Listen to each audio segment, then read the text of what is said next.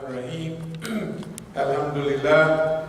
Alhamdulillah. Ahmaduhu wa asta'inuhu wa astadihi wa astaghfiruhu wa u'minu bihi jalla wa ala wa la akfuruhu wa ashhadu an la ilaha illallah wa ashhadu anna Muhammadan abduhu wa rasuluhu. As-salahu bil huda wa dinil haqq لِيُظْهِرُهُ عَلَى الدِّينِ كُلِّهِ وَاللَّهُ كَرِهَ الْمُشْرِكُونَ. All praise belongs to Allah. We praise Him. We seek His help, His assistance, and His guidance. We believe in Him and do not disbelieve in Him. I bear witness that there is no God but Allah, and Muhammad sallallahu alayhi wa sallam is His servant and messenger. Allah said Him, that is Muhammad, with Deen al-Haq, the religion, the way, the methodology of truth. This way of life known as Islam will rise to its proper position in this world, whether the mushriks like it or not. Amma ba'd fa inna asdiqal hadith kitabullah wa awtaqa al-ura kalimatul taqwa wa khayrul milali milatu Ibrahim wa khayrul sunani sunatu Muhammad sallallahu alayhi wa sallam wa ashraful hadith dhikrullah wa asanu al-kasasi hadha al-Qur'an wa khayrul umuri awazzinuha wa shayrul umuri muqtatatuha wa asanu al-hadyu hadyu al-anbiya wa ashraful maut katlu shuhada wa amma dalalatul ba'da al-huda وخير الأعمال ما نفع وخير الهادي ما اتباع وشير أما الكعب. Prophet sallallahu alayhi wasallam said the most truthful of discourses is Kitabullah, or the Book of Allah. The most trustworthy word is taqwa, or fear of Allah. The best of the communities is the community of Prophet Ibrahim. The best way of life is the Sunnah of Prophet Muhammad sallallahu alayhi wa sallam. The remembrance of Allah is the most glorious of all things. The best of all narrations is Quran. The best acts are those requiring the highest degree of will and determination. The worst acts are those based on innovation. The best way of life is the one adopted by the prophets of Allah. The most wretched blindness consists of going astray after finding the right way. The most glorious death is the death of the martyr. The best of acts are the ones that yield benefits. The best guidance is that which people may be able to follow. The worst blindness is the blindness of the heart. Bismillahirrahmanirrahim. Inna Allaha ya'muru bil adli wal ihsani وَإِيتَاءِ ذِي الْقُرْبَى وَيَنْهَى عَنِ الْفَحْشَاءِ وَالْمُنكَرِ وَالْبَغْيِ يَعِظُكُمْ لَعَلَّكُمْ تَذَكَّرُونَ. Allah commands justice, the doing of good, and liberality to kith and kin. He forbids all shameful deeds and injustice and rebellion. He instructs you that you may receive admonition. فَمَنْ يُرِيدِ اللَّهُ أَنْ يَهْدِيَهُ يَشْرَحْ صَدْرَهُ لِلْإِسْلَامِ. Those whom Allah in His plan willing to guide, He opens their breast to Islam. Ya ayyuha alladhina amanu wattaqullaha haqqa tuqatihi wa la tamutuna illa wa antum muslimun. O you who believe, fear Allah as He should be feared, and do not die except in the state of Islam. Kuntum khayra ummatin ukhrijat lin-nasi تَمَرُونَ بِالْمَعْرُوفِ وَتَنْهَوْنَ عَنِ الْمُنكَرِ وَتُؤْمِنُونَ بِاللَّهِ. You are the best peoples ever raised up for mankind, because you enjoin the right, you forbid the wrong, and you believe in Allah. وَأَتَصِمُوا بِحَبْلِ اللَّهِ جَمِيعًا وَلَا تَفَرَّقُوا. Hold on all together by the rope which Allah stretches out to you, and be not divided amongst yourselves. أقول قولي هذا واستغفر الله لي ولكم.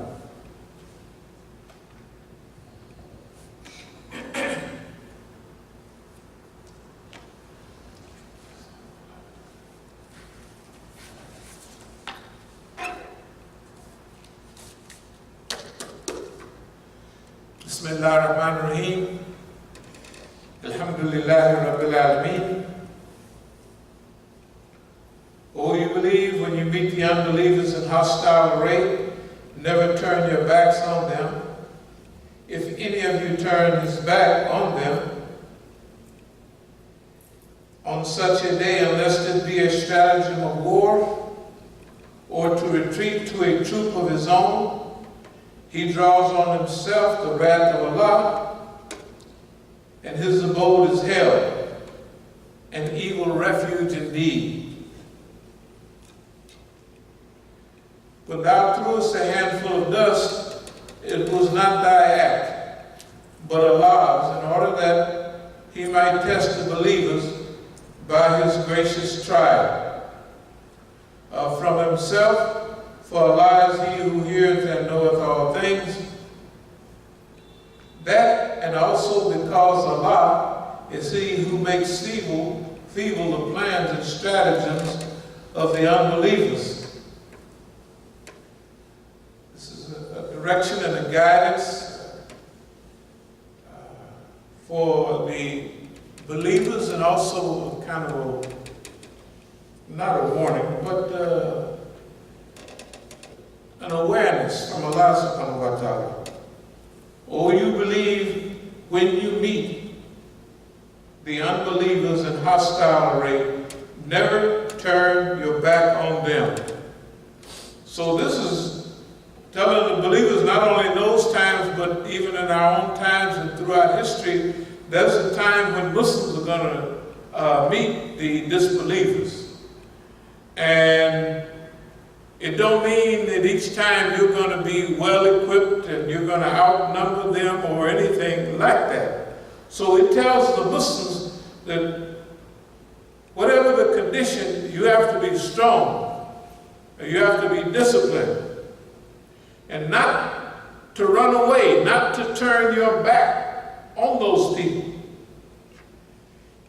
If any do turn back to them on such a day, unless it be a stratagem of war, or to retreat to a troop of his own. Now, I don't know if you know about the Khalid ibn Walid. He won every battle. That's unbelievable. I mean, against huge numbers.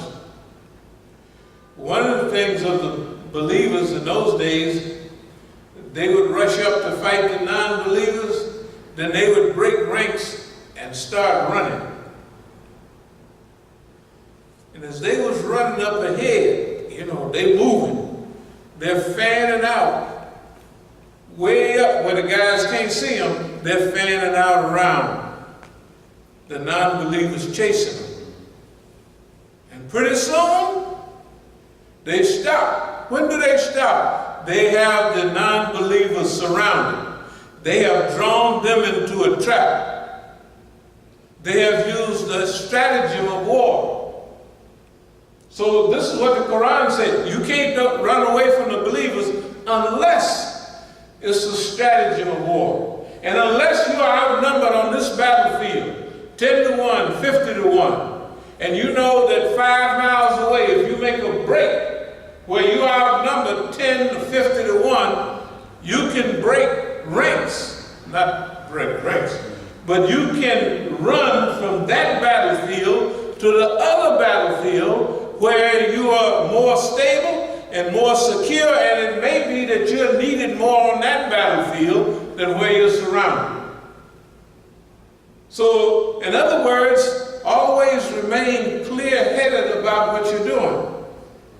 So don't run away or don't turn your back, which you get to in a little while, from the enemy unless it's a strategic retreat, as they call it in warfare. Now, if y'all want to go back 10 years, you'll know that at that period, our favorite lectures on that was strategic retreat. In fact, if any of you need it, we'll hustle it up for you. Strategic retreat. That's 10 years ago. Now, to a lot of you, 10 years ago seems like a long time. But for us, in this battle that we're in right now, that strategic retreat was a part of this battle right? And we're doing right now. We'll get to that later too. Now, so if any turn his back to them on that day, unless it be a stratagem of war, or to retreat to a troop of his own, he draws on himself the wrath of Allah, and his abode is the hell, an evil refuge. It is not ye who slew them. It was Allah. When thou threwest a handful of dust, it was not thy act, but Allah's, in order that he might test the believers by a gracious trial from himself, for Allah is he who heareth and knoweth all things. Now, you know, there's a couple of places in the Quran, but this is one in specific, where it says that Allah sent down his angels in the side we just read. Now, they're in the middle of the battle. Prophet takes a handful of dust and throws it at the non-believers. Now, I want you to imagine fighting in the desert and with camels, and what are you kicking up more than anything? Dust. You're kicking up dust. Dust is everywhere. If you ride real fast, it's dust. If you run real fast, it's dust. And if you're standing there turning and moving and swinging, you're kicking up dust. The Prophet ﷺ takes one handful of dust and throws it into the face of the non-believers. On the battlefield, they're everywhere. And he takes one handful of dust and throws it out there. Now, if that was modern times, or if we was using modern thinking, in a battle, and the leader did that, we would all set time out, and we would sit down and laugh. We would be laughing so hard, it'd be too hard to fight. It's like, hold on. Time out, y'all. This ain't fair. Time out. We done ran your leader crazy. He picked up a handful of dust. We was just out here to fight. We wasn't out here to run y'all insane or crazy or anything like that. But it said this is a test for the believers. So now, Tafsir is clear that Allah sent down his angels. So, but now, in the Quran and in the Tafsir, it says this, that it wasn't you who slew them, it was Allah. In other words, it was Allah's angels. And one of the big Mufassirs said that it wasn't, it says when it wasn't you who threw it, of course it was the Prophet who threw it. But what does it mean it wasn't you that threw it? It means that the Prophet threw it, but Allah aimed it. See, it was regular dust. If me and you throw it, we'd get more dust in our own eyes. Right? So Allah aimed it. And that dust was the angels of Allah. And they took the battle. This is a test. For you sometimes, it's a test for me. It's a test from then up till the present time and into the future, as long as the human being is here and Muslims are struggling in the cause of Allah. They have to remember that on these occasions that you call on Allah much and often, and that you depend not only on your physical strength, but you depend on Allah subhanahu wa ta'ala. And that is also because Allah is he who makes feeble the plans and stratagems of the non-believers.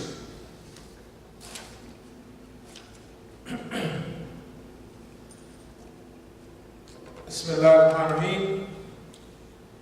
Ya ayyuha alladhina amanu. Ya ayyuha alladhina amanu laqitum fiyatan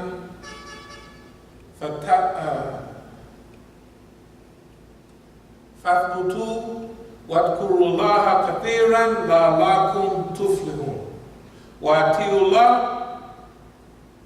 wa rasulahu wa la tanazzalu fatafshalu وَتَذْهَبَ رِيحُكُمْ وَاصْبِرُوا إِنَّ اللَّهَ مَعَ الصَّابِرِينَ. O you believe, when you meet a force, be firm and call on Allah in remembrance much and often that you may prosper. Obey Allah and His Messenger and fall into no disputes, lest you lose heart and your power depart. And be patient and persevering, because Allah is with those who patiently persevere. This again, let me read a little something about that Sayyid Qutb says on this occasion. In these verses we have a host of inspiring touches, rules, directives, scenes and attitudes, all relating to the battle, ideas, feelings, and inner thoughts. The surah is instructing them to stand firm when they meet their enemy. They should also try to acquire all that is needed to ensure victory. These includes a steadfast attitude, frequent remembrance of Allah to maintain their relationship with Him, obedience to Allah and His Messenger, avoidance of internal conflict and dispute, patience in adversity, perseverance in battle, and steering away from conceit, showing off, and persecution. So these are kind of guidelines. And it's very clear. Ya ayyuha alladhina amanu, that's directed to you and I. Idha lakitum fiyatan. So, what it's saying, lakitum, that means when you come across people, when you meet people, when there seems to be an arrangement or not an arrangement, but you fall into conflict with these people, it uses the word thabata. Thabata means to stand firm, to be fixed, unshakable. To stand firm, to be fixed. Tuflihun, from falah, hayya salah, hayya falah, come to prayer, comes that you succeed and be prosperous. Again, we run across guidelines. When you meet an army on the battlefield, later on we'll get to our battlefield. It's not necessarily, for you and I here in America, it's not necessarily a physical battlefield. Right now, when we face the Zionist American enemy, we're supposed to be firm. Whether it's in the media, whether it's in the movies, whether it's in the educational system, wherever we meet the enemy in battle array, we have to stand firm. Thabata means to stand firm, to stick to your position. Right? Make your hold on reality firm and unrelenting, unbreakable. That is, if you want to be successful. Now, this remembrance of Allah, Atiullah, Atiya Rasul, okay, this obeying Allah and remembering Allah. In this first case, this is saying obey Allah. And then the dhikr of Allah.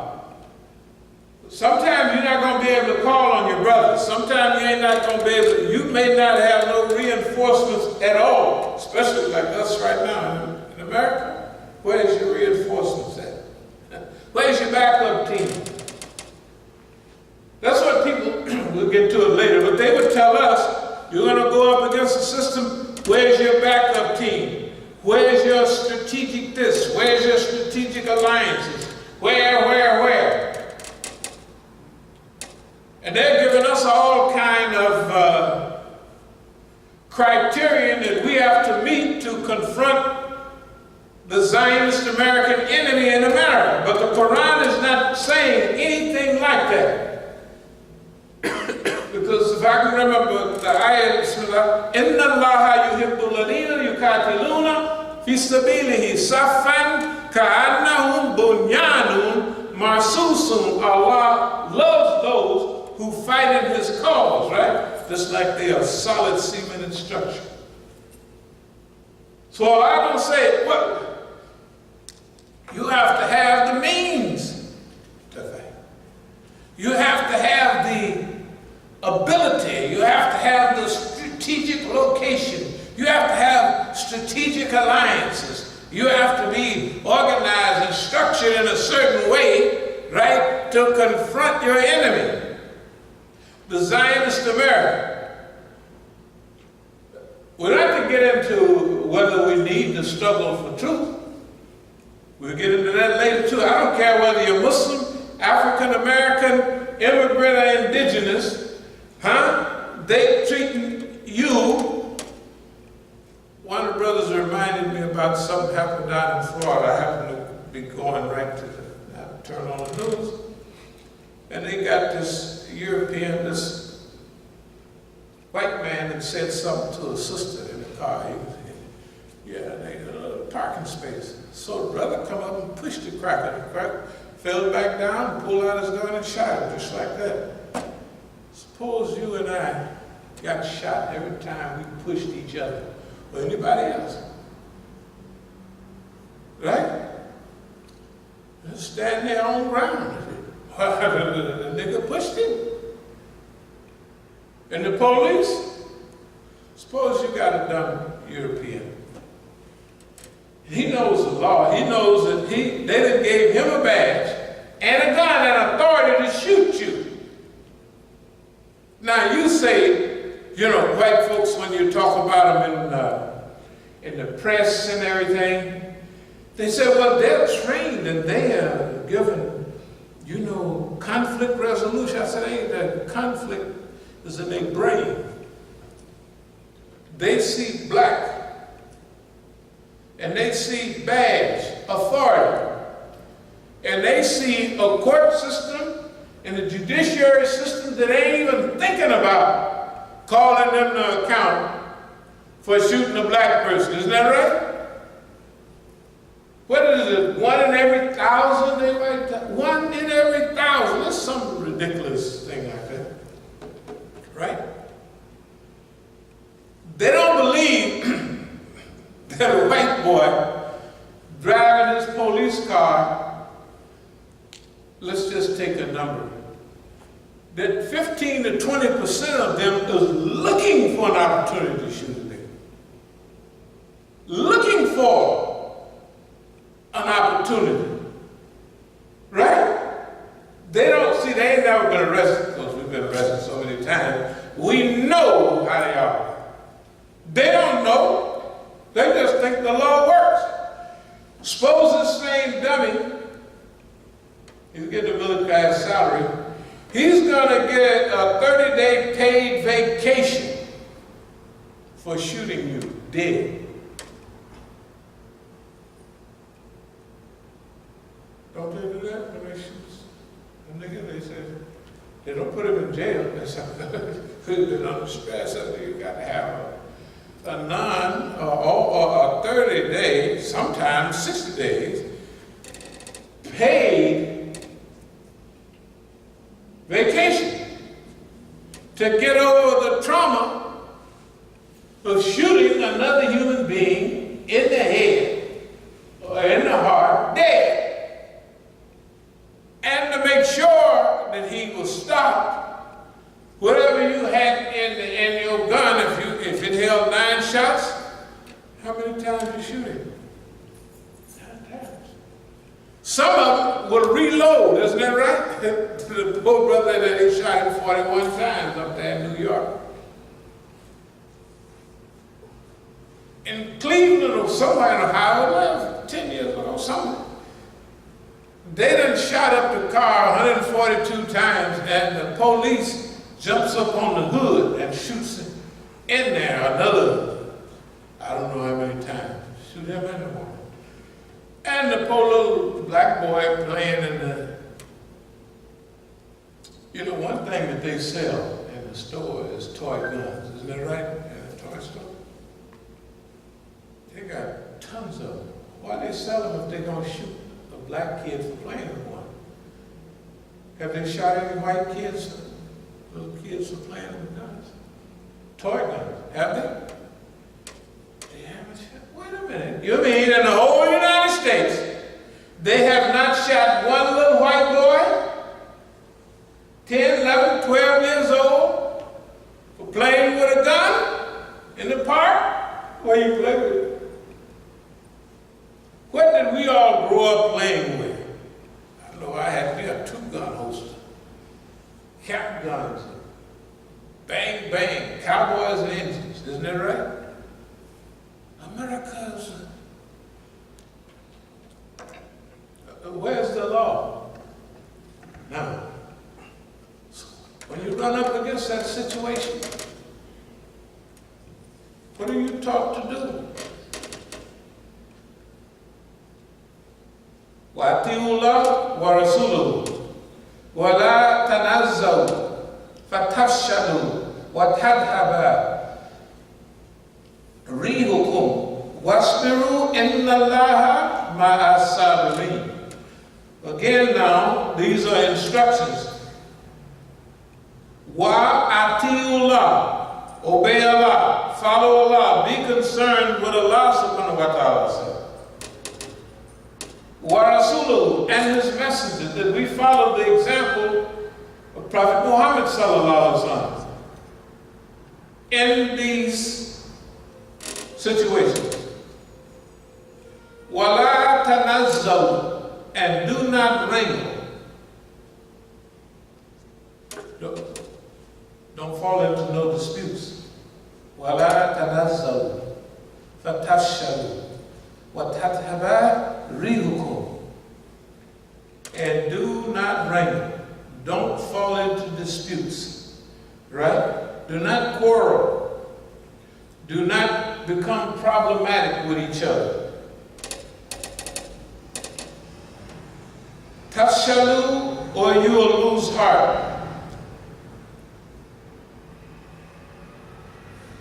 You will lose that spirit of courage and become cowardly if you do that.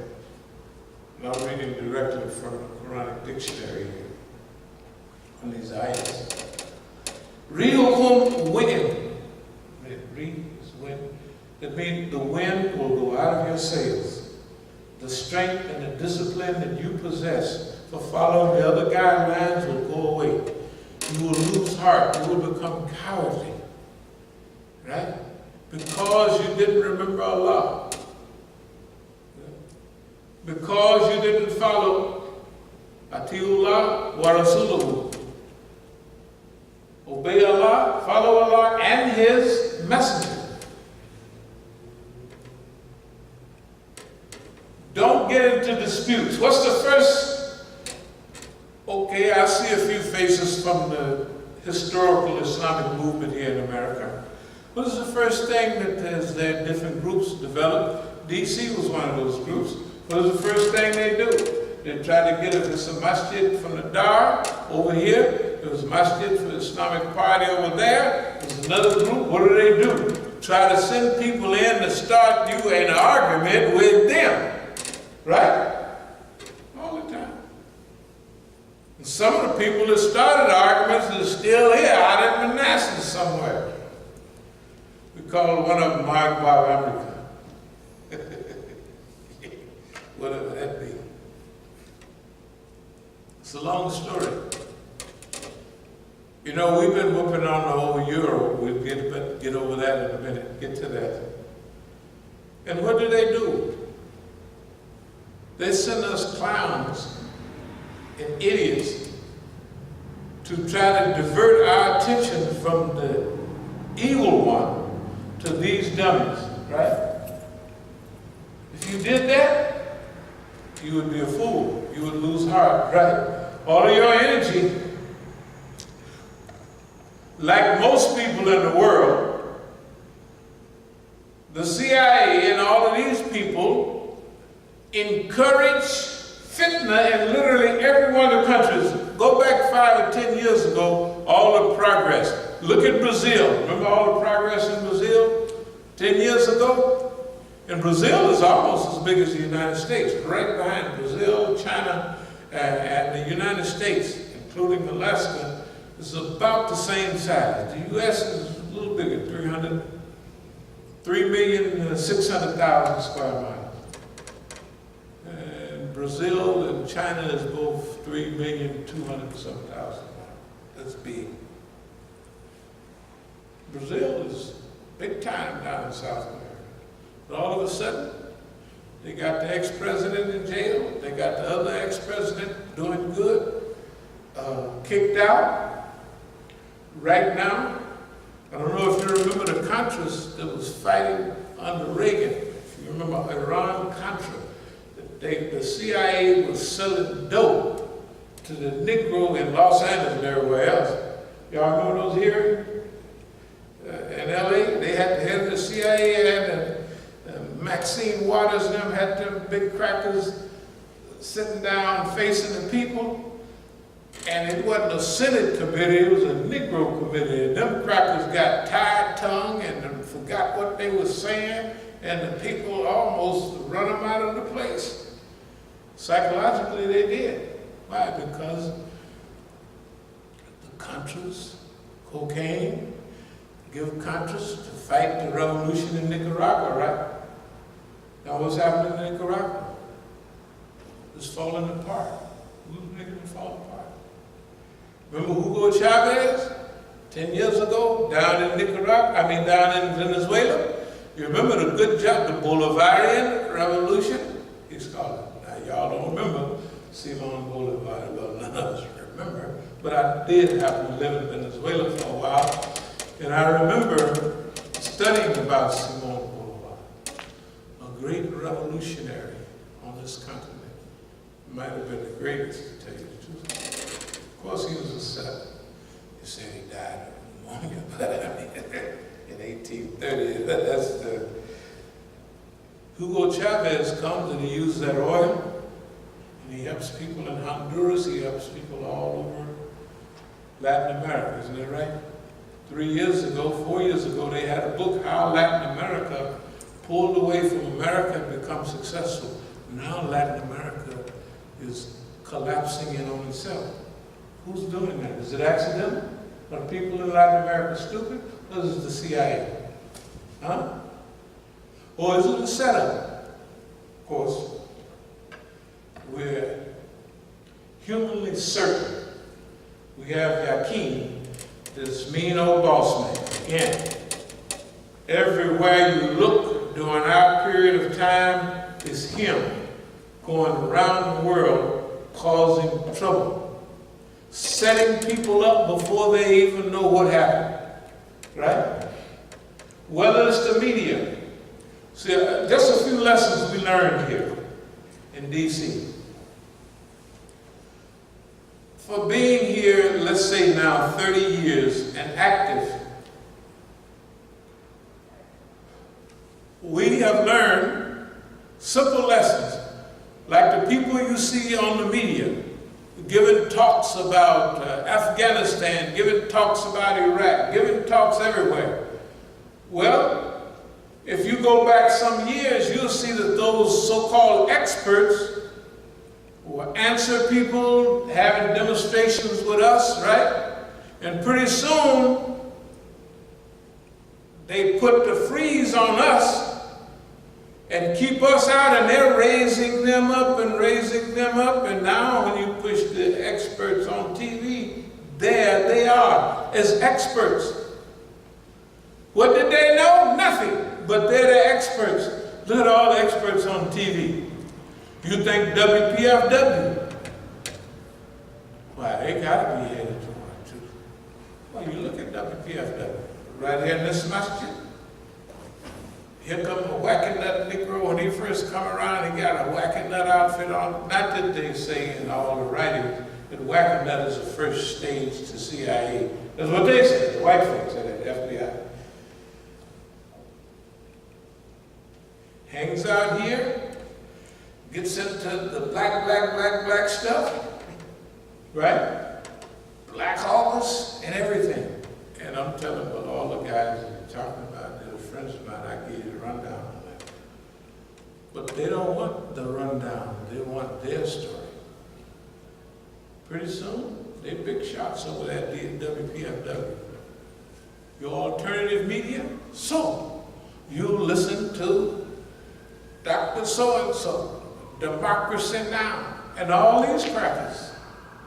They're experts on what? Everything. What about the real brothers and sisters? How often do you see them on there? Every now and then, under controlled questions.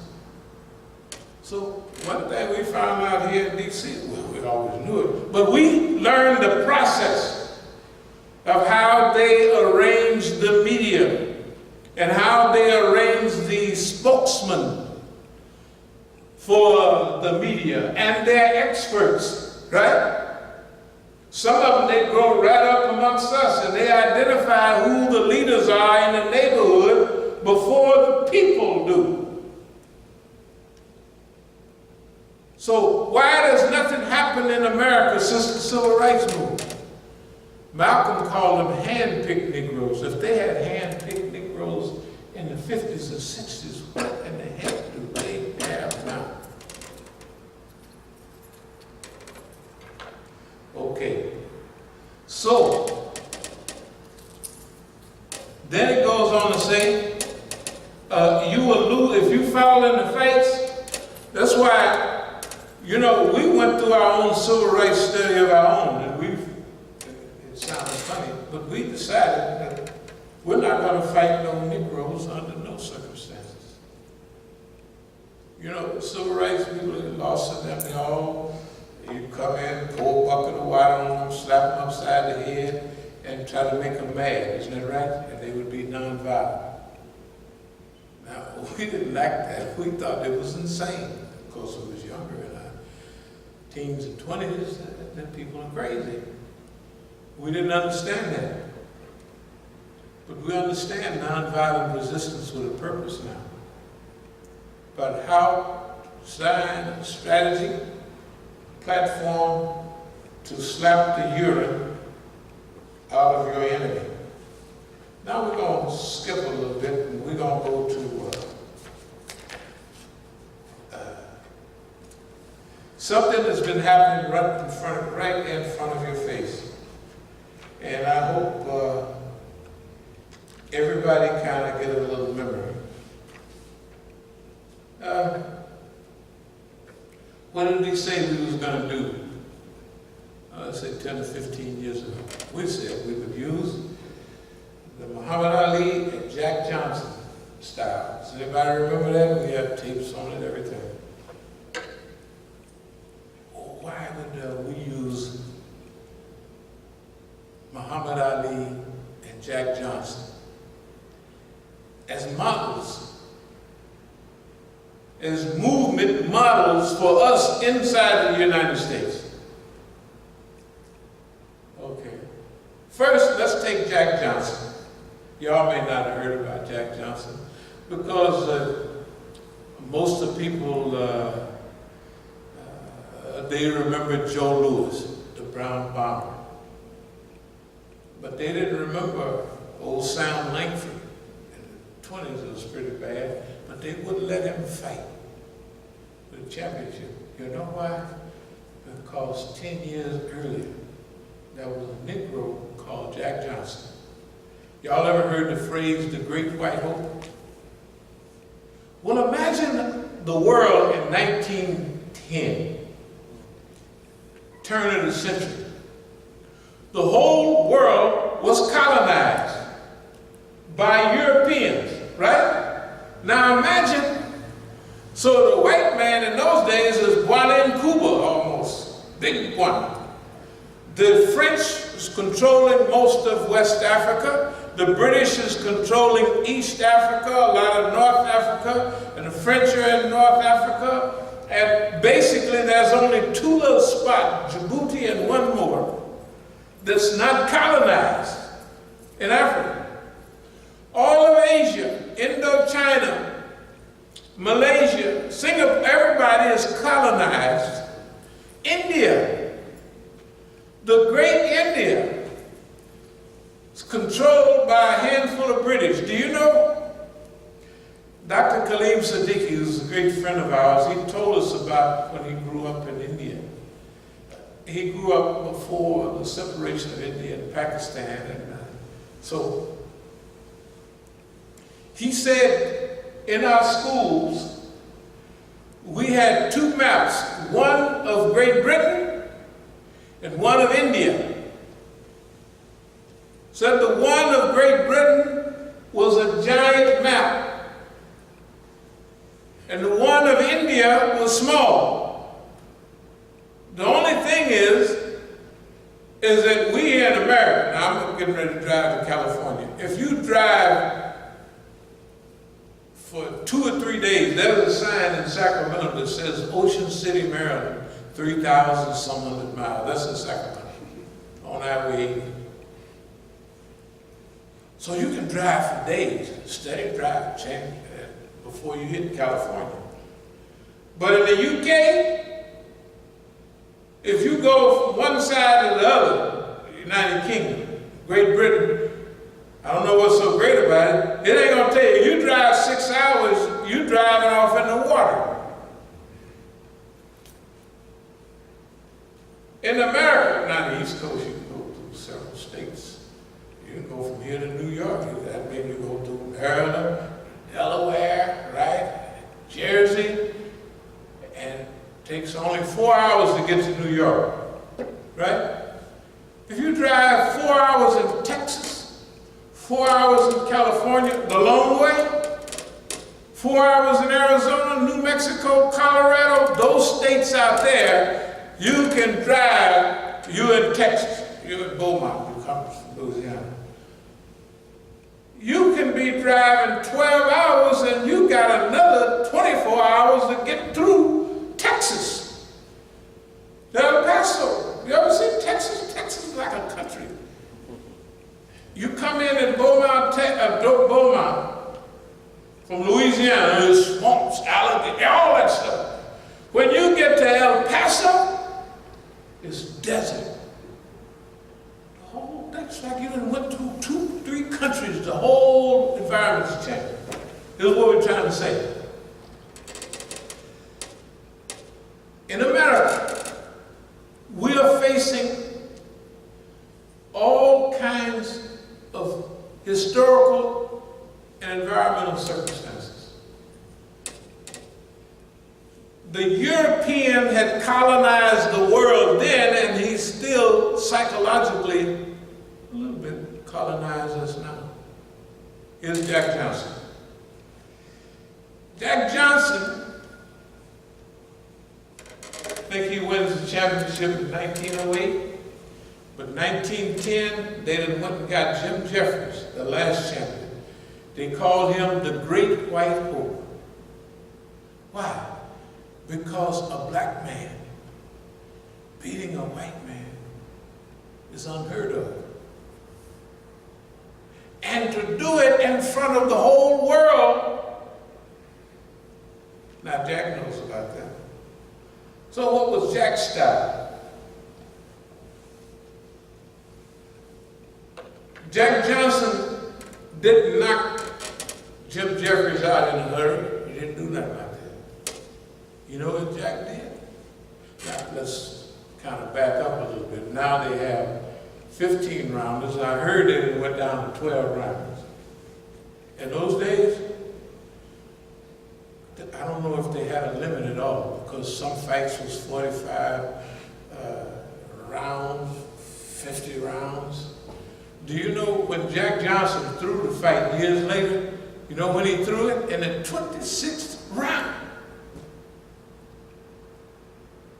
And he laid down in the sun, down in Cuba, and he had his hand up blocking the sun. If you knocked out, do you have your hand up for shade so the sun don't get in your eye? You out. Isn't that right? Tell the truth.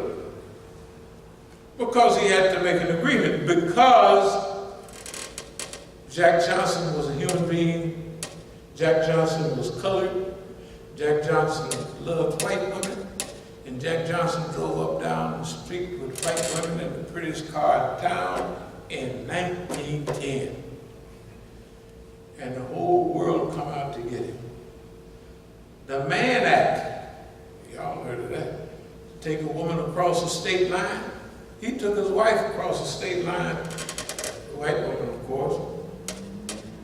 The Senate passed a law. That's what the Mann Act is for Jack Johnson.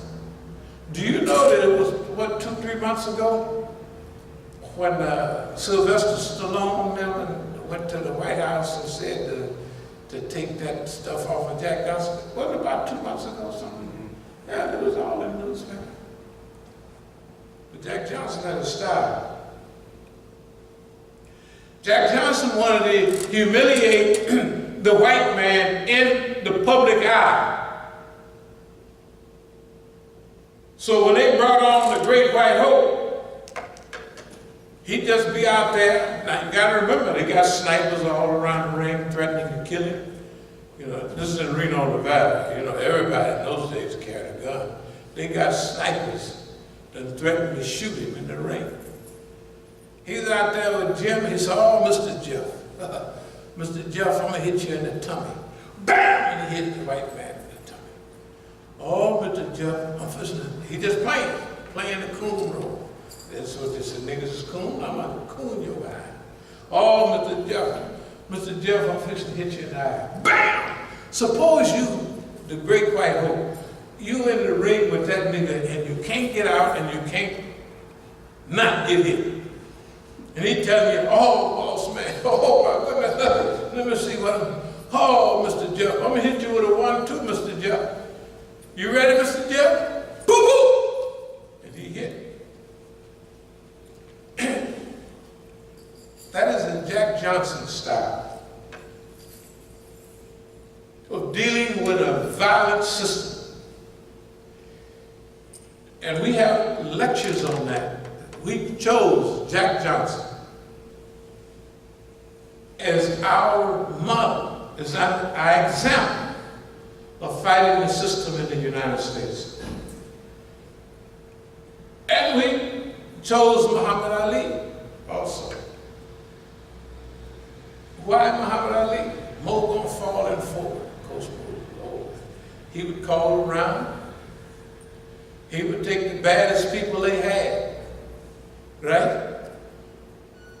And he would just float shows. Float like when he was young. He couldn't do it later.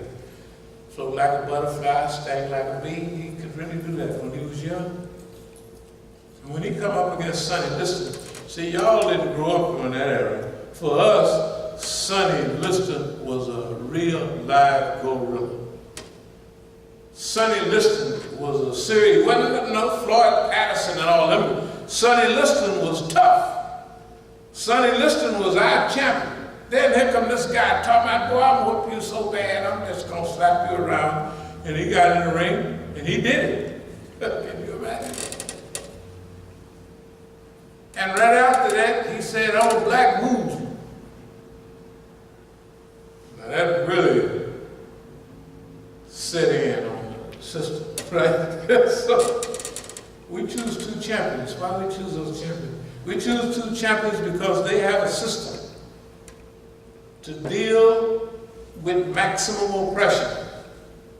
And this is more psychological with some elements of physical warfare.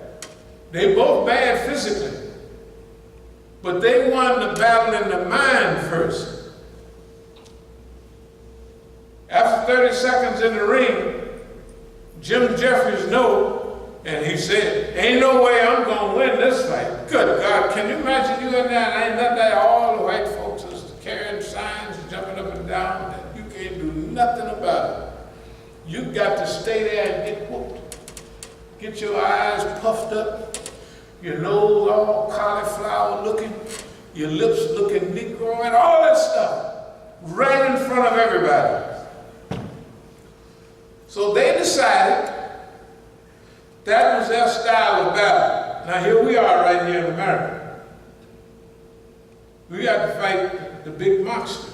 The big monster who's a bloodthirsty killer and murderer all over the world. And everybody's basically afraid of it, right? Yeah, I don't care. Whether internally or externally, people don't want to bother with Sam. So what are we going to do? We choose psychological guerrilla warfare as our style, and we come out right in front of the system. We harass the system, we make fun of the system, and we anticipate, what's the name, calling around? We start calling the rounds on the cracker. Now I want y'all, if you need the CDs, you need the tapes, you need the DVDs, all this is recorded. So what did we have to do?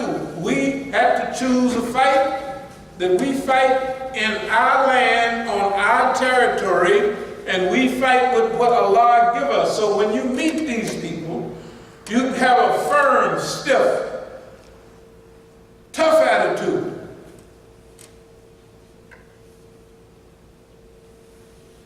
You're not running around begging and crying. No, you hit them face to face. And you walk up to them with everybody afraid of him, right? And your first program on that, not the first one of them, is how to pump the FBI. A lot of y'all remember that, right? Have any other movements had any program like that in history? Calling the FBI a bunch of punks? Black Panther Party? Us? Negroes here? And it, wait a minute, you mean to tell me nobody in American history has had any programs called How to Pump the FBI and make fun of them, and the first customer for the flyer is the J. Edgar Hoover building downtown? Right?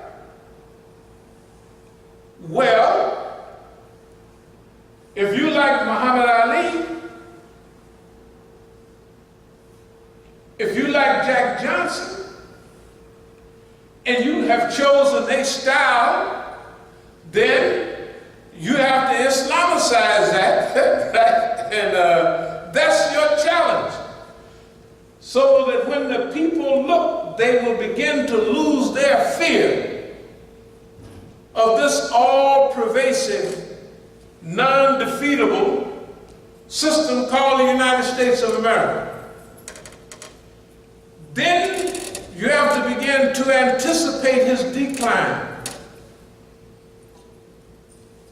That means you start calling the rounds. And then you have a whole historical chart of the steps leading up to and emboldened by the reality you discuss, you lay out his path to decline. Does your studies, does your analysis, does your forecasting become cloudier and worse? No, it becomes excellent. It becomes better and better up to today, to where the only thing you can't forecast is the day it's going to happen. But everything else, tell the truth now, you got to remember, not only that, but the way that you asked Allah. Some of y'all was here, oh Allah, help us make a fool out of America. Oh Allah, bring America down in a cloud of bubbles and make fun of that fool. Make a fool out of America. What did we get? Look at it, you know. Look at America now. Look at dumb. Has there been a bigger fool representing the United States of America? Now, a lot of times Allah give you more, in that case, more than you. We just wanted them to laugh a little bit. We didn't want the world So as soon as you show his picture, they start laughing.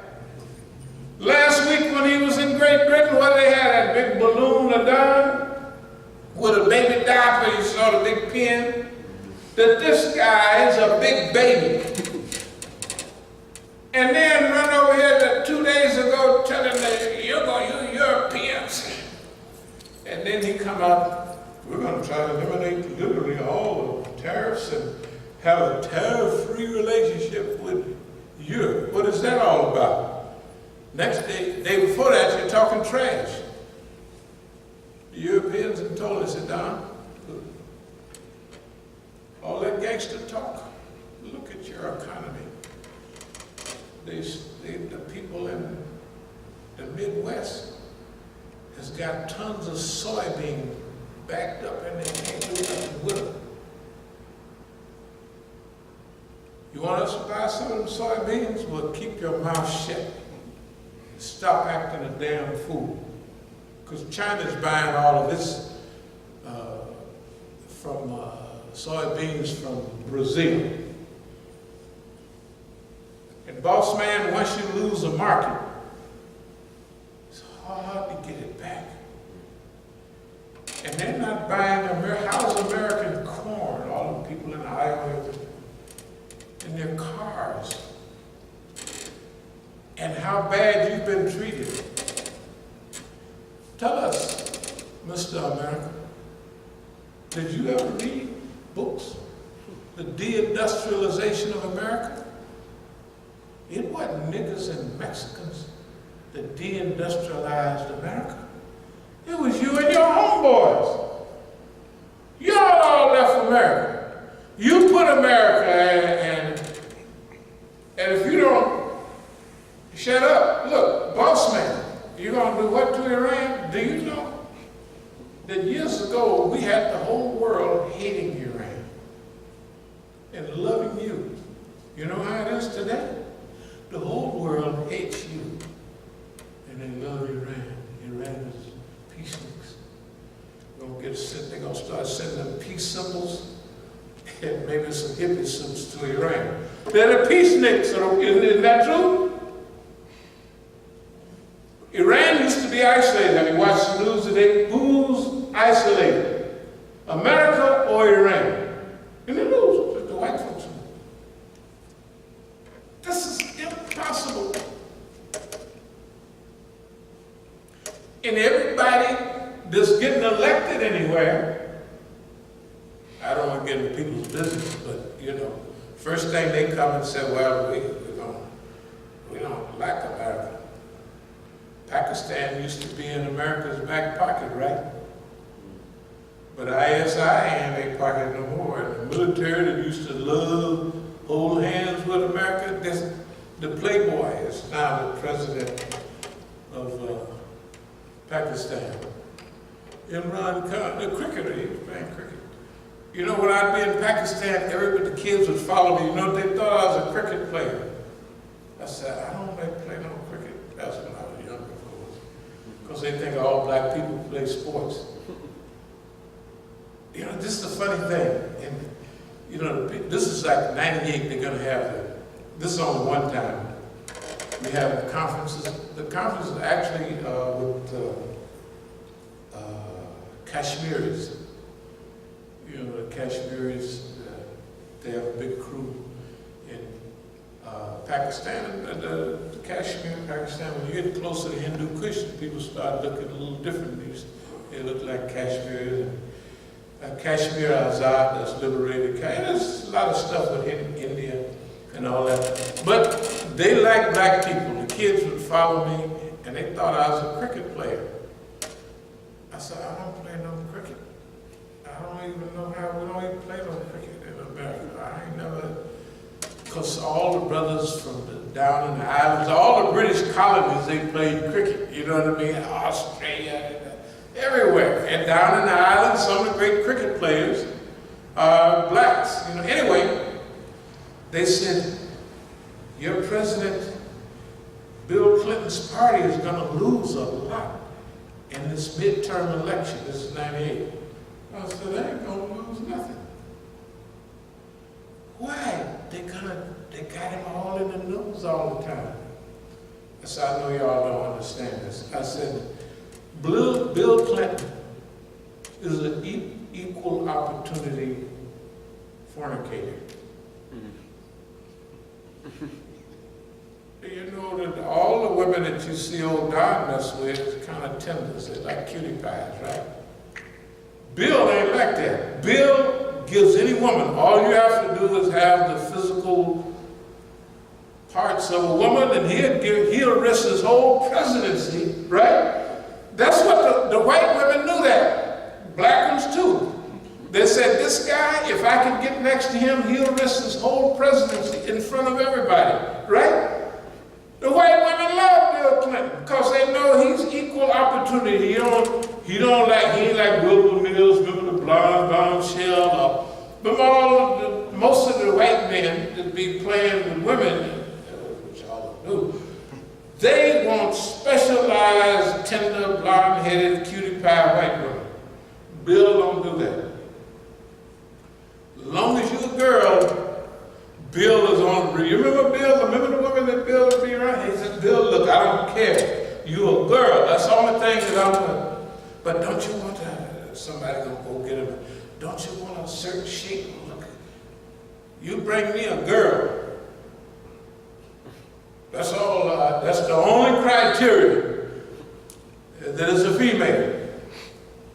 So the people of Pakistan were shocked. How could everybody and even the women vote for him? And he has, I said, you know, Don wasn't around then. Don is different than Bill.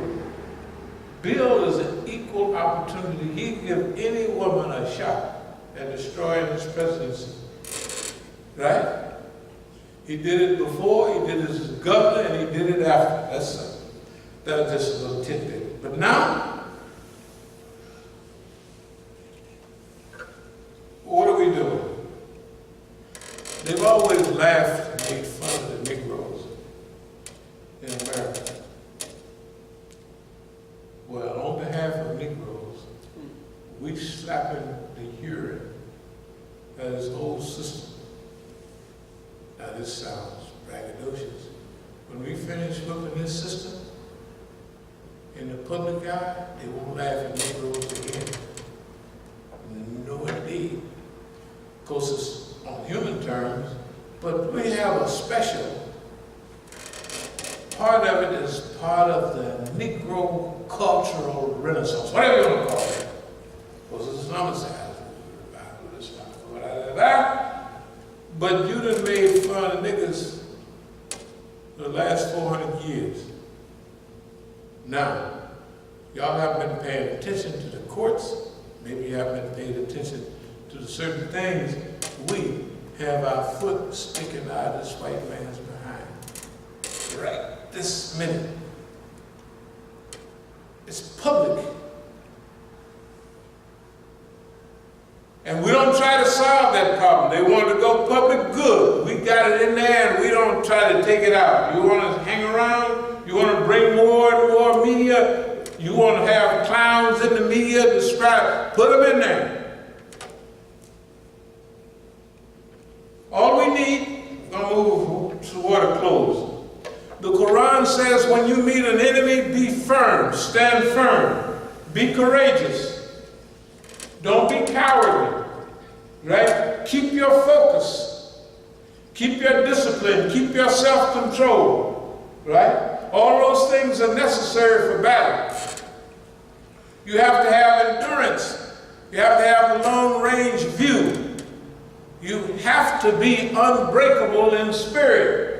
You have to have unity and esprit de corps. You can't allow yourself to be divided, divide, conquer, and rule, right? The British thing. You can't allow yourself to be divided amongst each other, nor to divide your internal self against your external self. The whole thing has to work in harmony together. We're living in that time. Every historical people have a chance. Allah is giving us a chance. We only have to rise to the occasion. of this time, the whole world is on our side. We got a dummy in there. Then it says at the end of all this, As-Sabiqun, that Allah is with the patience. You know what patience means? It means to check, to tie, and to contain first. That means you want to run here, you want to run there. No, you stay focused. That's sabr. Your nafs want to run you loose. You have sabr. Jack Johnson did not have the value, the blessing of Islam, so he could be swayed by many other things. In the early period of Muhammad Ali's life, he too was swayed by a good man, but as early days, he would be swayed by nafs. That's just the history. Right? Then why we don't get tripped up? Because of Islam. That's all. Tiullah, Atiyah Rasul. Obey Allah and obey the Messenger. Remember Allah. Remember Allah. The dhikr of Allah. That means you're not calling on your race, your color, your money. You're not depending on any of those materialistic things. And when everybody else run away, good. See you later. You think we've been doing this with allies? Every ally we have ever had have waved bye-bye. Sunnis, Shias, every one of them. They got on their boat and they flew away. They flew away. I don't know what they're paying them. I don't know what they want. It don't make us no difference. All the big boys that run around giving them big talks, find out what they did. All our heroes of the Islamic movement in America have none of them did nothing. And then when you go, one of them that we all know told one of the brothers was telling Brother Imam Musa, that got arrested in California in his own Masjid, and I heard that he said it's supposed to be a friend of mine for 4 years. Well, he knew making those type of statements was going to get him in trouble.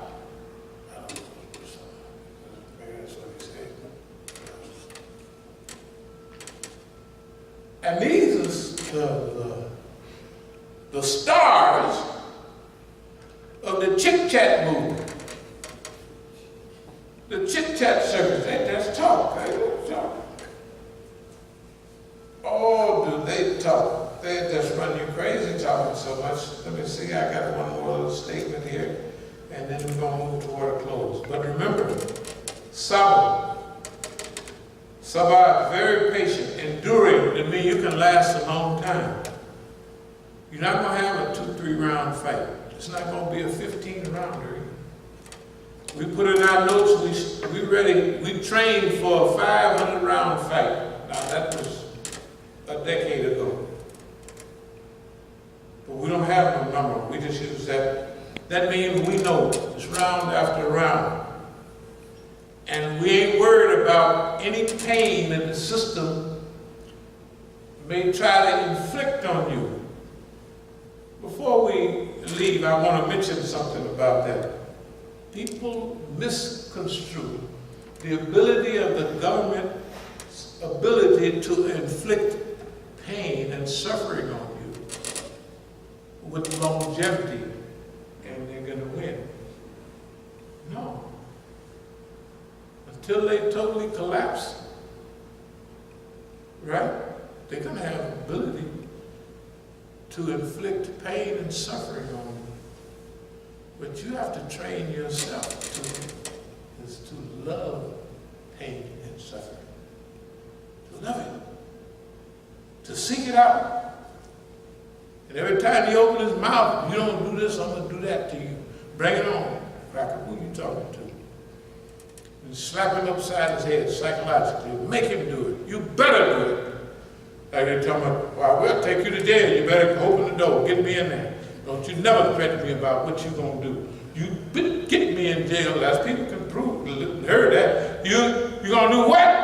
Well, I bet you better get me in jail right now then.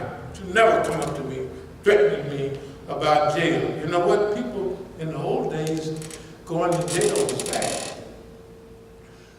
When we was in Jahiliyyah, that's the main thing you tried to avoid, was going to jail, getting busted with whatever it was you had. Not in the Islamic movement.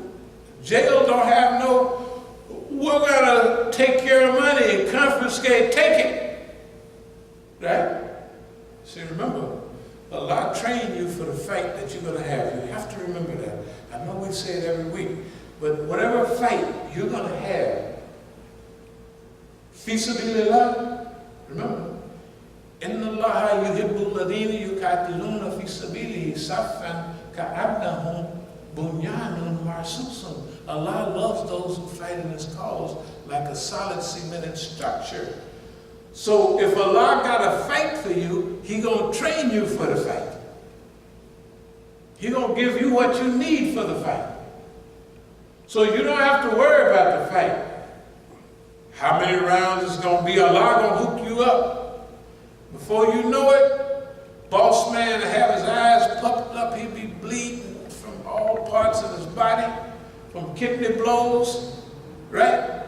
And then, just when it's needed, when the psychological self-image pressure of the world is at lowest and we're inferior to this great America. Allah have you dancing around in Mr. America and slapping him upside the head, kicking him in his behind with everybody watching.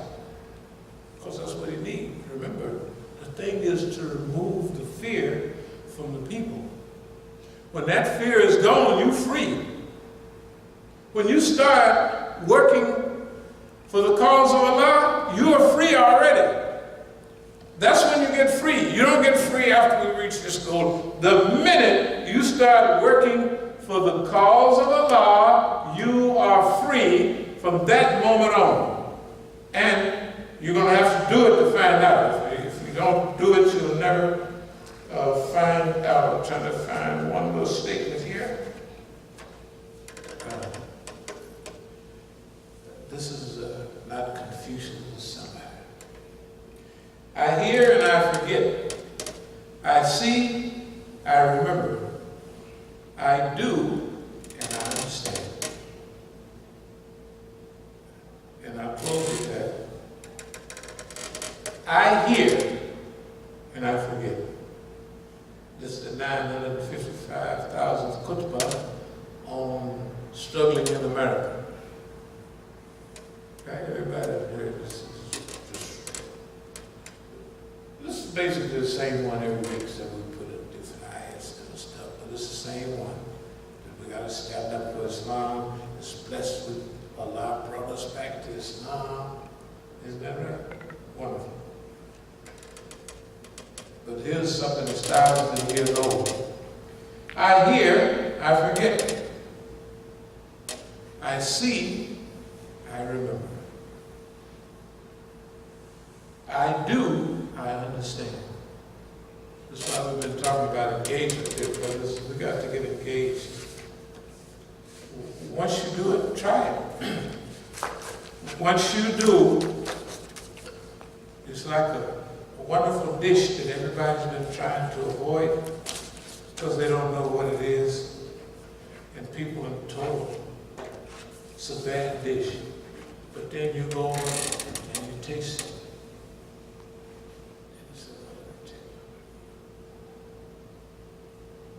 Oh, okay. Now, when you go through the line, that's all you're going to take. You don't want nothing else no more. It's like, remember when y'all was using drugs? Not y'all, let's say we. Of course, I used to sell a lot of them, but good drugs. I was a cocaine dealer and importer and marijuana. I didn't sell no heroin and all that. And I wanted people to be high.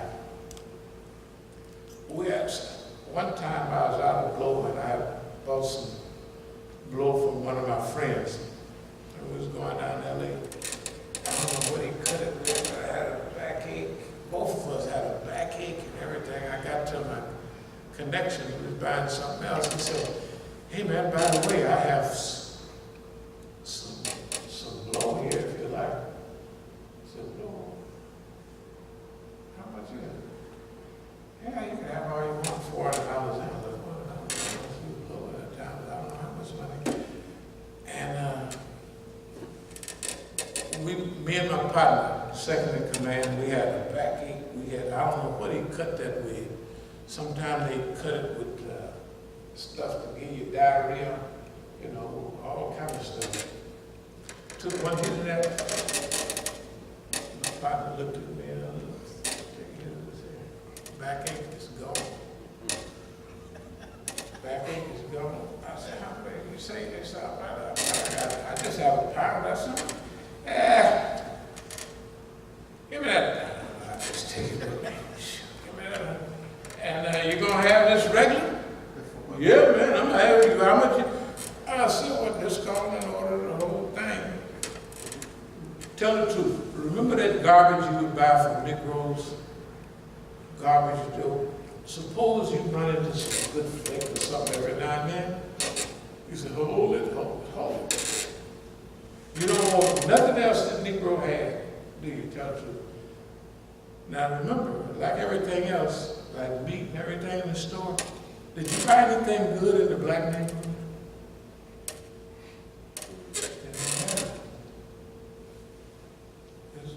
It ain't nothing good in the black neighborhood. Even selling drugs, I would tell them, I'm going to stop with this.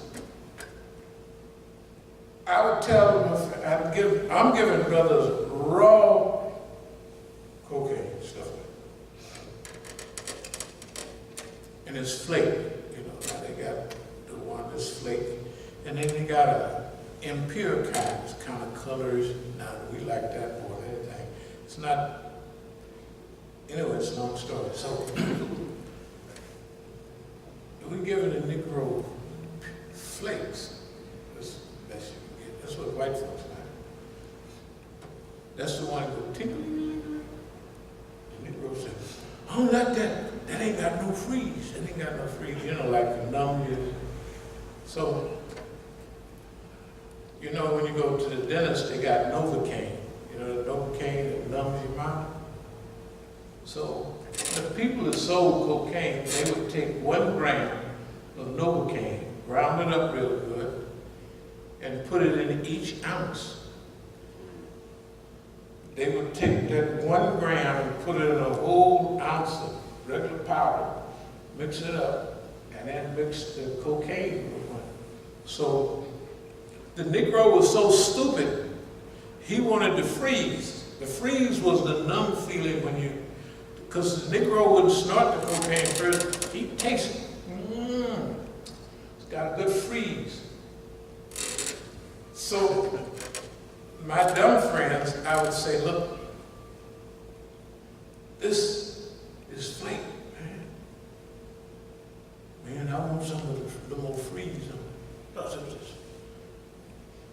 I get on the phone like I'm calling somebody. I said, okay. So I said, you don't want that ounce. So I would take that ounce, take a little Novocaine, and take a half ounce of that and make it a whole ounce with the Novocaine. Then give it back to him. Yeah, man, that's what I thought. I knew you had it. You keeping that good stuff back there for yourself. I said, yeah, I sure was. Man, what was that? I said, that flake is $1,200, but you got to give me $1,500 for this, a cut. No problem. Because the Negro is trained to like S-H-I-T. Trained. And you got to force the good stuff on him till he get used to it. This is a reality. I don't know if it's walking around here with whatever that stuff they got, K2 and all that. People's eyes rolling around in their head. Hey man, I don't know what they're doing to the people, but we got to get Islam to the neighborhood in a hurry. There won't be nobody left. They won't have no brains. Look at our neighborhood. Not only they getting bad dope, they getting bad food. How much do our people weigh now? 500 pounds a person. Remember when we was growing up, what was the average weight of the average sister? 132 pounds. That was a big one, right? You can't find a baby in a crib that weigh 132 pounds now. Tell the truth. All them sugary drinks and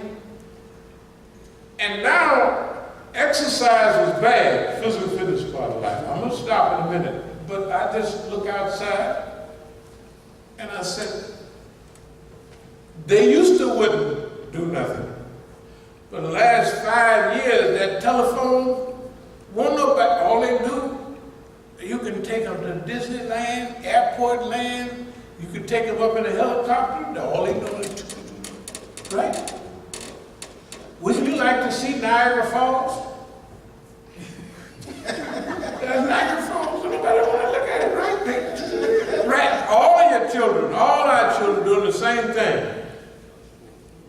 And then a slip in the max, give me a big sugary drink. I don't want no vitamins drink. Well, we have a little orange. I don't want no orange juice. I want sugar. What is it? 12 or 10 teaspoons per 12 ounce. And everybody wondering why they, and I don't know, the new sisters think they think it's beautiful. They wear tighter stuff and then floop about 80-pound hand, right? I said, well, the people used to wear girdles, they would do anything, but now it's beauty mark. It's like a beauty mark now. It must be because everybody do it. And I'm gonna close. I didn't want to say, I don't know what the hell had happened with the hair. Them big old wigs or nets, or I don't know what it is that they wear on their head. Big giant, now it went, okay, a little weave, it's okay. But now they have big ropes. Red ones mixed with green and white and yellow. We gotta save our people before, not before they go crazy. They've already passed crazy. Right? Tell the truth. We gotta get busy, brothers and sisters. Look at the neighborhood, man. Our people. And you think the world ain't laughing at us? They driving down the street like they used to drive to the zoo. The white folks now is taking, let's go and see the niggas. I see the white folks, I know what they're doing.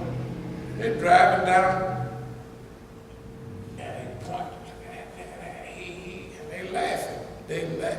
It is better than the zoo. Because they ain't got nothing but monkeys and baboons. And maybe a couple of pandas at the zoo. They got every kind of nigga you can, they got yellow ones, fat ones, taller ones. Oh, look at that nigga. What is that girl got on her head? Right? This is all true. We got to help. Islam, we here on Friday. I'm going to close, I'm going to shut up. Allah done helped us come to Islam. La ilaha illallah, coming down Rasulullah. That's the thing that saved us. Just give me 3 more minutes because that reminds me of David and Goliath, right? But I'm going to give you the chief David and Goliath, not the regular here. The fight against the big system. Chief used to teach that in the fight against David and Goliath, everybody was afraid of Goliath, right? And they had an attitude that he was too big to hit. Right? He's too big to hit. It's just too big to hit. David comes up and look at him and says, boy, it's so big, he's too big to miss. I can't miss him. I can close my eyes and throw and I'm going to hit him. Isn't that right? That was the difference in attitude. What did he kill him with? Just about it. Don't worry, I won't be that long. But David went to this biblical story. He went to got 5 smooth stones out of the brook. You know how the smooth the stones are Arab diamond? They're shaped by the water. They're smooth, isn't that right? So David picked 5 smooth stones because the water made them perfect for sailing. And he hit the giant in his thinking center with 1 stone. The first stone, in the old days, meant for pillars, and right? He hit him with that first stone, La ilaha illallah, and it broke him down. Isn't that right? That's the chief's rendition. It's all right. So anyway, that's the thing, the stone to hit this boy with. La ilaha illallah. You ain't no God. Boy, you're just a damn fool. Me talking about you, somebody. You're the biggest fool we ever seen. Right? And now we're going to make the world know that you're a fool. Because you done ruined our people, made jackasses out of them, that frightened the whole world. You got wars going on in Yemen.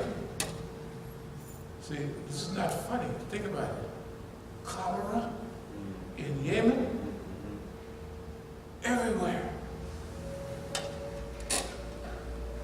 The Yemenis, with all those Saudi weapons from America, with all those troops, right?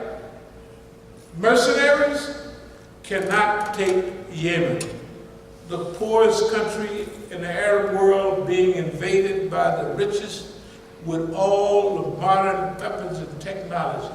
Famine, sickness, plagues everywhere. And the people is holding on. You know what? They ain't got nothing but Islam. The Yemenis ain't got nothing but Islam, and they holding on. It don't make no difference whether you go to Bahrain, right? It don't make no difference where you go. Afghanistan? I bet you they won't go, when they get out of Afghanistan, I bet they won't go back again. And they got there on their own. Remember, all the trouble they got in, they got there on their own. They 911s and all that, we don't have time to do it. But they arranged all of this fitna in the world. That's their homeboys. Whether it's Boko Haram in Africa, they Saudi paid. Saudi, everybody. All those troublemakers are American, Saudi Arabian paid monsters. Whether it's the same thing in Afghanistan. Whether it's the same thing everywhere you look, right? Everywhere you go, everywhere you look, it's the same monsters. We can't do a whole lot about all overseas, but the monster lives here, right? The Zionists and Americans live here. Why don't we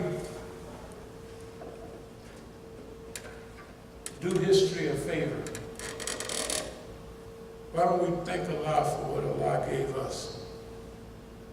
You know, we're all here. We're alive. Have to be for a reason, right? Not to come to Friday prayer and then going back to the job and that's it. Remember,